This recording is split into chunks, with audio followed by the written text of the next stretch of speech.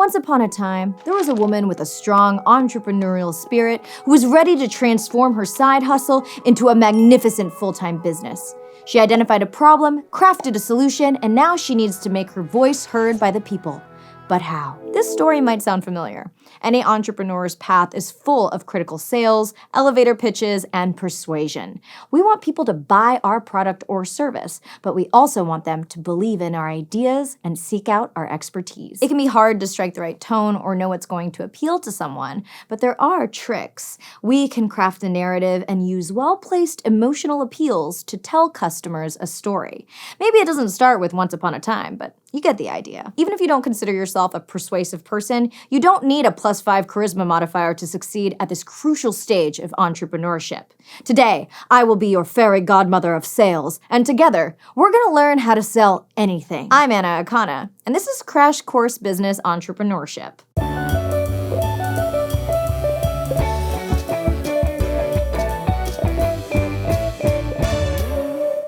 For some of us, sales might be the scariest part of starting a business, while others might be like, heck yeah, world, come bask in my awesomeness! For me, putting my art online was intimidating, but exciting. I loved wearing Catstronaut merchandise. What better way to use my entrepreneurial skills than to turn my passion into a profitable business? If we did our job in the validation stage of entrepreneurship, talking with prospective customers and making adjustments based on their feedback, we should have developed some relationships that can turn, or have already turned, into a customer purchase. And despite all the stereotypes, you don't have to turn into the worst version of a used car salesman to sell something. Turn off the smarm. The key to selling is developing relationships and telling a meaningful story to prospective customers. Now, there's a lot of research on how to sell things, and everyone has their own 7 to 50 step process, but all of those strategies boil down to 2 key points. Persuasive people ask questions and make emotional appeals. Asking open-ended questions to learn more about a customer's life can help us make a sale. Don't just ask one question and then jump into a pitch. It's clear to the customer you're not listening and that you're only focused on selling them something, and that is no way to build a relationship. You believe your business can help these people. So just like giving advice to a friend or anyone that you care about, have a meaningful conversation where you're asking a lot of questions to understand their needs. Or convey that authenticity and empathy online if you're selling there. Remember, some entrepreneurs recommend asking why 5 times to get to the heart of an issue and learn where a customer is coming from. What do they really need? How can you connect with them? What does their time frame look like? What obstacles are they facing? Really hear what the person is saying. If they mention the need or problem that inspired you to become an entrepreneur, it's totally fine to say, I had a hard time with that too. And then, once you have a connection, offer suggestions or bring up your business. Gut instinct also plays a huge role in making purchases. Even the most logical person can't totally separate themselves from their emotions, which is why emotional appeals can be persuasive too. Marketing experts like Jeffrey James at Inc. magazine say customer decisions come down to a mixture of 6 emotions: greed, fear, envy, pride, shame, and altruism. Depending on the situation, we can target different ones. With greed, entrepreneurs want the customers to think, buying now means I'll be rewarded. You can use words like exclusive, profitable, or distinguished, and emphasize all the great benefits you can provide. Even toss in a few testimonials from satisfied customers. Think about fast food commercials. Sure,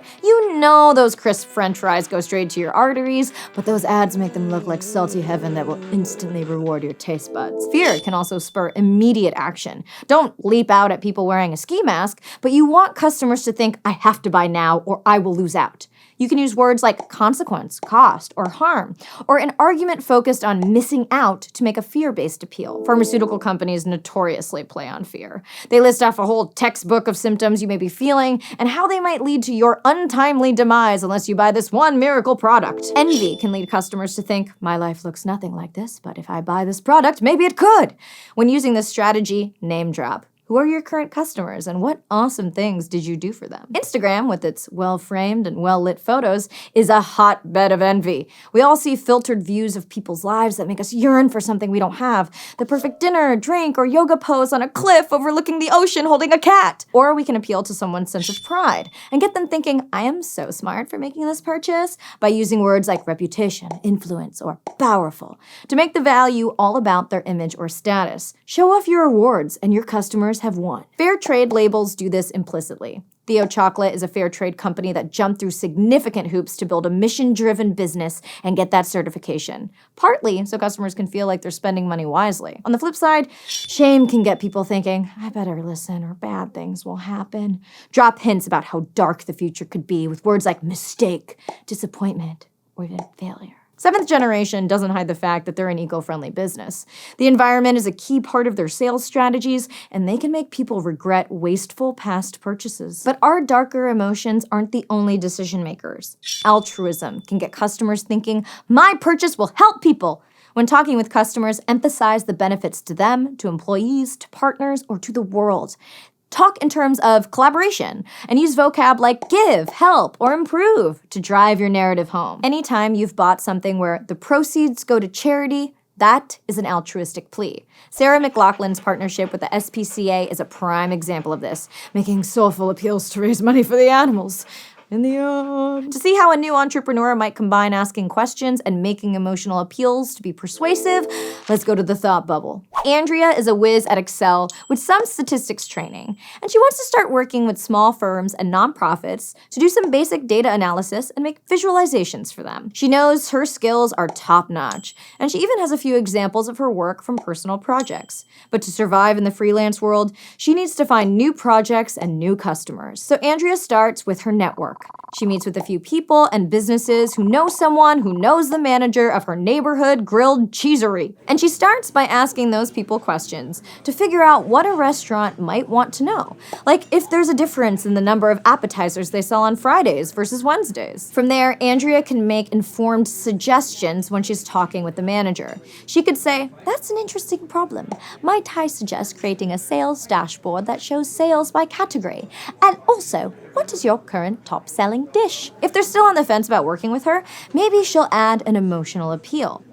Fear would be a realistic starting point. She might say, data analysis is complicated, but without it, your business could suffer in the future.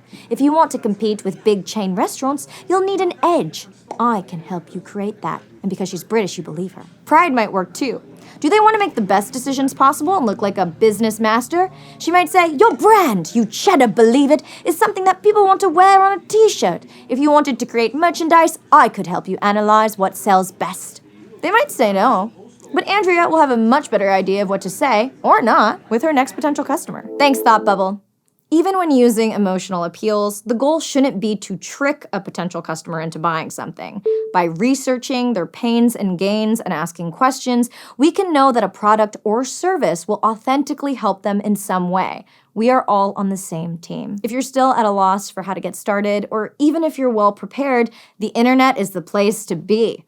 Developing a strong customer base online can make it easier to successfully start up a physical store or network with bigger retailers down the road. Using tools like Squarespace, Weebly, WordPress, or Wix, even the least tech-savvy person can have a professional-looking site up and running in no time.